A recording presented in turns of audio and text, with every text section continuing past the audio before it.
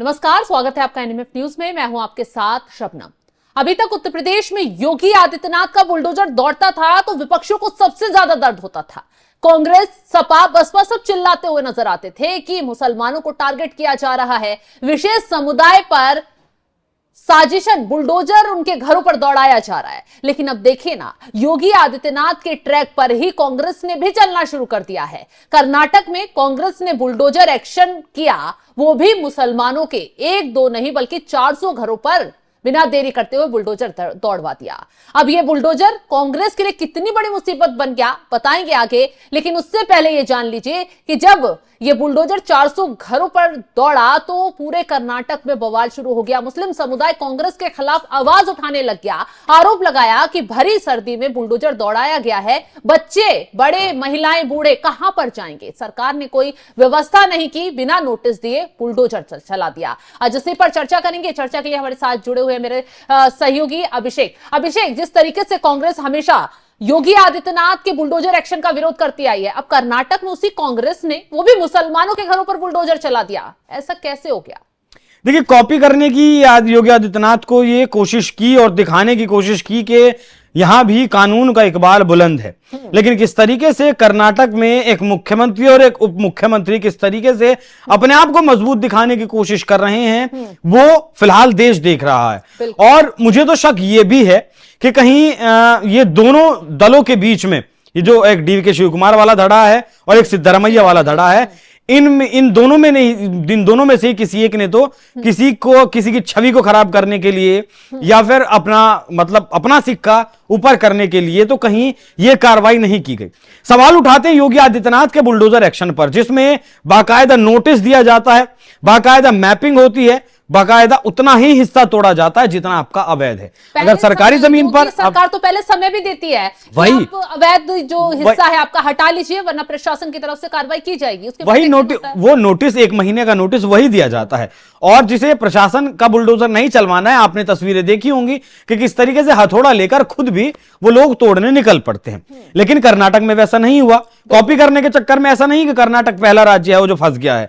इससे पहले राजस्थान ने भी करने की कोशिश की थी, जब इससे पहले कांग्रेस की सरकार राजस्थान में थी तो जो नकल माफिया थे उनके ऊपर बुलडोजर चलाने की कोशिश की थी, शायद चलाया भी था और फटकार भी लगी थी। उसके बाद फिर मध्य प्रदेश में भी चला था, वहां भी कोर्ट के द्वारा फटकार लगाई गई थी और वो मकान दोबारा से शायद बनाने का भी आदेश दिया गया था।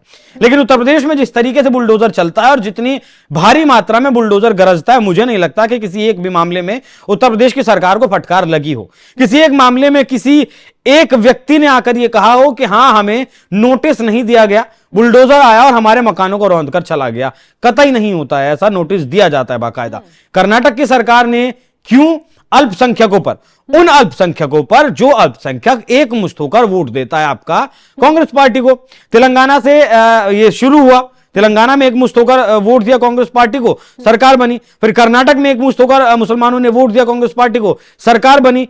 उन पर यही कहते हैं ना शबनम कि कांग्रेस पार्टी या फिर जितना भी विपक्ष इस वक्त देश में है, ममता बनर्जी हो, अखिलेश यादव हो या फिर राहुल गांधी हो या फिर आपका बिहार में आ जाइए आप तेजस्वी यादव हो, इन्होंने मुसलमानों के वोट का इस्तेमाल तो जरूर किया है और इनके हक की बात भी करते, सिर्फ बात करते हैं, इनका हक का काम करते नहीं है। यही वजह है कि शायद मुंह फिलहाल भंग हो रहा है। और मोदी सरकार पर, मतलब मोदी के नाम से, योगी के नाम से डराने का काम तो अक्सर करते हैं। मोदी योगी का डर दिखाकर वोट तो ले लेते हैं, लेकिन वही मोदी योगी जहां राज्य में वहां भी सुविधाएं दे रहे हैं, जहां केंद्र की हैं वो भी लगातार दे रहे हैं। लेकिन बात अगर कर्नाटक की सिर्फ करें तो मुझे लगता है कि बहुत जल्दबाजी में उठाया हुआ कदम है। और मुझे ऐसा लगता है, मेरा अपना ऐसा मानना है, पहला तो मेरा मानना यह है कि योगी सरकार की कॉपी करने की कोशिश की गई और उस कॉपी करने में भी किसी एक नेता की छवि को कहीं ना कहीं धूमिल करने की कोशिश की गई, क्योंकि 2.5 साल वाला जो फॉर्मूला था मुख्यमंत्री बनने का, वो अभी पिछले दिनों ही थमा है, जब डीके शिव कुमार और सिद्धरमैया ने बैठकर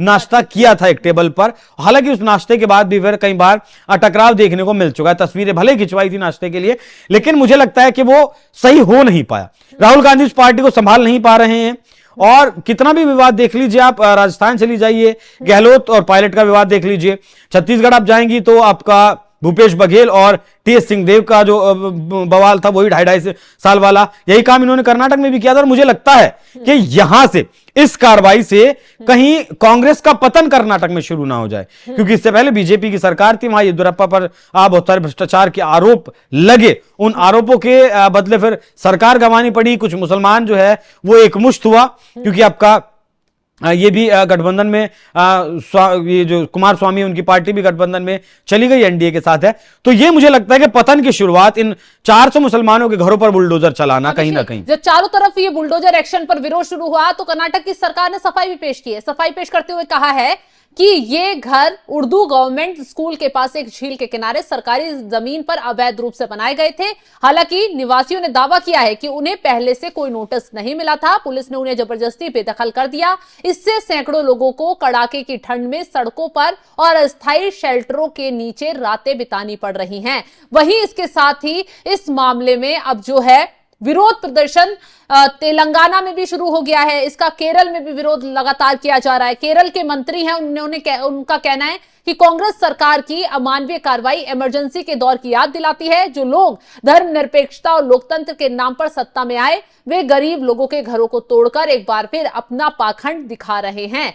तो चारों तरफ से कांग्रेस की इस कार्रवाई का विरोध शुरू हो गया है। पूरे देश में आवाज उठ रही है कि जो कांग्रेस हमेशा मुसलमानों की राजनीति करती है, जो कांग्रेस सिर्फ मुसलमान वोट बैंक के लिए, राहुल गांधी उनसे मिलने तक पहुंच जाते हैं, ये दिखाते हैं कि हम तो मुसलमानों के साथ हैं, बाकी दलों का वोट मिले ना मिले, लेकिन मुसलमानों का एक तरफा हमें वोट मिलना चाहिए। उन्हीं राहुल गांधी की पार्टी आज देखिए उन्हीं मुसलमानों को दबाने, गिराने के लिए, उनकी छत छीनने के लिए बुलडोजर कार्रवाई कर रही है। यही वजह है कि पूरी कर्नाटक सरकार इन मुसलमानों के घरों पर बुलडोजर चलाकर बुरी तरह फंस गई है। अब ऐसे में अभिषेक, आपने यहां एक जिक्र किया कि हो सकता है योगी आदित्यनाथ सरकार के एक्शन की कॉपी करते करते जल्दबाजी दिखा दी और जल्दबाजी में बुलडोजर दौड़ा दिया। हालांकि जब प्रशासन कार्रवाई करने पहुंचा होगा तो पूरा एरिया भी देखा होगा, पहले पूरी मीटिंग भी हुई होगी कि हाँ इस इलाके में ये दुविधा है, ये मुसीबत है या ये परेशानी है, उसके बाद कार्रवाई की होगी ना। ऐसे थोड़ी ना कि कहीं भी ले जाओ बुलडोजर दौड़ा दो। नहीं, मैं कानून ने जो कार्रवाई की उस पर सवाल नहीं उठा रहा हूं। मैं बुलडोजर एक्शन को गलत नहीं कह रहा हूं कि अगर अवैध जमीन पर बुलडोजर एक्शन हुआ है तो वो गलत है, नहीं, वो जिस तरीके से हुआ है वो गलत है। वो बुलडोजर एक्शन 1 महीने बाद भी हो सकता था, वो बुलडोजर एक्शन 2 महीने बाद भी हो सकता था, जब ठंड कम हो जाती, या फिर ठंड, चलिए तो मौसम की बात है, कानून के सामने नहीं चलता है, ये प्राकृतिक चीजें नहीं चलती हैं, लेकिन कम से कम आपको नोटिस तो देना चाहिए था। 1 महीने में लोग अपना बंदोबस्त करते, अपने बच्चों के लिए कहीं छतों का इंतजाम करते, अपने खाने पीने की व्यवस्था करते, कहीं तो कुछ तो करते वो, या फिर सरकार ने उनके पुनर्वास की कोई योजना पहले से तैयार की थी कि भाई आपके यहां पर घरों पर बुलडोजर चल जाएगा और उसके बाद आप यहां जाकर रहेंगे या फिर आप वहां जाकर रहेंगे। क्योंकि मुझे याद आता है कि कई कोर्ट के फैसलों में भी ये सामने आ जाता है, जब सरकार को अपनी जमीन खाली करवाने के लिए जाना पड़ता है और वहां कोई कार्रवाई करनी पड़ती है, तो इसी देश की अदालतें फैसला दे देती कि आप पहले इनके पुनर्वास का इंतजाम करिए, उसके बाद आप ऐसा काम करिए। अब 400 घरों पर बुलडोजर चलाना, 1 घर, 2 घर, 4 घर, 10 घर, समझ आता है। किसी गांव में किसी गांव में 400 घर नहीं होते हैं शबनम, किसी गांव में 400 घर नहीं होते हैं। ऐसे में 400 घरों पर बुलडोजर चलाना अपने आप में एक बहुत जल्दबाजी वाली बात थी। देखिएगा, जैसे ही मुझे लग रहा है कि ये एक प्याज है और इस प्याज के जैसे जैसे छिलके निकलेंगे ना, ये कार्रवाई क्यों की गई, किसने की गई, किसके कहने पर की गई और कौन इसके लिए जिम्मेदार था, जब वो चीजें बाहर आएंगी ना, तब आपको इसमें और ज्यादा मतलब इंटरेस्ट आएगा कि आखिर वो चीज आपको जरूर समझ आएगी जो मैं कह रहा हूं कि कहीं ना कहीं किसी ना किसी को टारगेट करने के लिए ये कार्रवाई मुझे लगता है करवाई गई हो सकती है। और बाकी विपक्ष भी लगातार हमलावर है। केरल की सरकार ने भी विरोध कर ही दिया है राहुल गांधी की, मतलब कांग्रेस सरकार का, ये कर्नाटक की कांग्रेस सरकार का। इससे पहले राहुल गांधी का जो विरोध है वो भी वोट चोरी के मुद्दे पर या फिर ईवीएम के मुद्दे पर हो चुका है। तो राहुल गांधी लगातार अपनी जमीन खोते हुए जा रहे हैं। मतलब राहुल गांधी एक सीरियस पॉलिटिशियन नहीं है। सीरियस पॉलिटिशियन वो अगर होते तो सरकार बनाना तो बहुत दूर की बात है, अंतर कलह को तो कम से कम वो शांत कर सकते थे, लेकिन उन्हें इससे मतलब नहीं है। सही कहा कि डीके शिव कुमार सिद्धरमैया के बीच जो विवाद अभी चल रहा है वो ठीक वैसा ही चल रहा है जैसे राजस्थान और छत्तीसगढ़ कांग्रेस के बीच हुआ था। नतीजा क्या निकला, सत्ता से हाथ धोना पड़ गया और यही बात कर्नाटक में लगातार देखने को मिल रही है। और अब ऐसे में विवाद तो चल ही रहा था, जनता पर नेगेटिव इंप्रेशन पड़ ही रहा था और इसी बीच बुलडोजर पहुंचा दिया गया मुसलमानों के घरों तक और इस मुद्दे ने कांग्रेस को पूरी तरह से मुसीबत में फंसा दिया है। यानी आने वाले वक्त में ये जो 400 घरों पर बुलडोजर चला है, ये कांग्रेस के लिए बड़ा काल भी बन सकता है, क्योंकि मुसलमानों के इस बीच सीधा सीधा और साफ साफ मैसेज पहुंच गया है कि कांग्रेस सिर्फ और सिर्फ शायद उनके वोट बैंक का इस्तेमाल करती है और इसीलिए मुसलमानों का राग गाती है। नहीं कार्रवाई करनी हो या फिर मुसलमानों के लिए हक के लिए खड़ा होना हो तो कांग्रेस कहीं से कहीं नजर नहीं आती। फिलहाल इस खबर को लेकर आप क्या कुछ राय रखते हैं कमेंट बॉक्स में जरूर बताइएगा और तमाम बड़ी खबरों की अपडेट के लिए आप हमारी वेबसाइट www.newsnmf.com पर जाकर भी लॉग इन करें। नमस्कार।